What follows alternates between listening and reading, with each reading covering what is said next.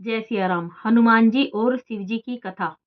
भगवान शंकर भगवती सती के साथ कैलाश के एक उत्तम शिखर पर विराजमान थे। वृक्ष की घनी छाया में उनके शरीर पर भूरे रंग की जटाएं बिखरी हुई थीं। हाथ में रुद्राक्ष की माला, गले में सांप और सामने ही नंदी बैठा हुआ था। उनके अनुचर वहां से दूर परस्पर अनेकों प्रकार की क्रीड़ाएं कर रहे थे। उनके सिर पर चंद्रमा और गंगा की धारा रहने के कारण तीसरे नेत्र की विषम ज्वाला शांत थी। ललाट का भस्म बड़ा बड़ा ही सुहावना मालूम पड़ रहा था। एकाएक राम राम कहते हुए उन्होंने अपनी समाधि भंग की। सती ने देखा कि भगवान शंकर एक विचित्र भाव से उनकी ओर देख रहे हैं।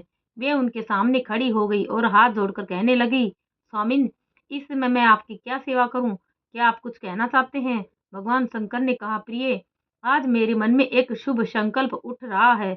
मैं सोच रहा हूँ कि जिनका मैं निरंतर ध्यान क्रिया करता हूँ, जिनके नामों को रट रट कर गदगद होता रहता हूँ, जिनके वास्तविक स्वरूप का स्मरण करके मैं समाधिस्थ हो जाता हूँ, वे ही मेरे भगवान, वे ही मेरे प्रभु अवतार ग्रहण करके संसार में आ रहे हैं।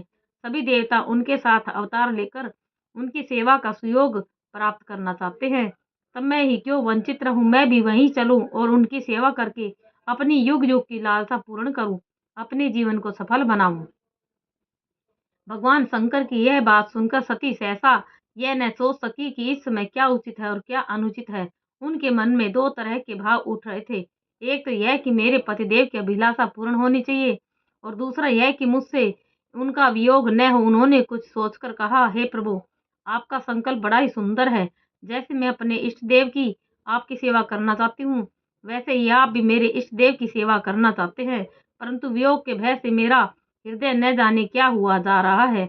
आप कृपा करके मुझे ऐसी शक्ति दे कि मेरा हृदय आपके ही सुख में सुख मानने लगे।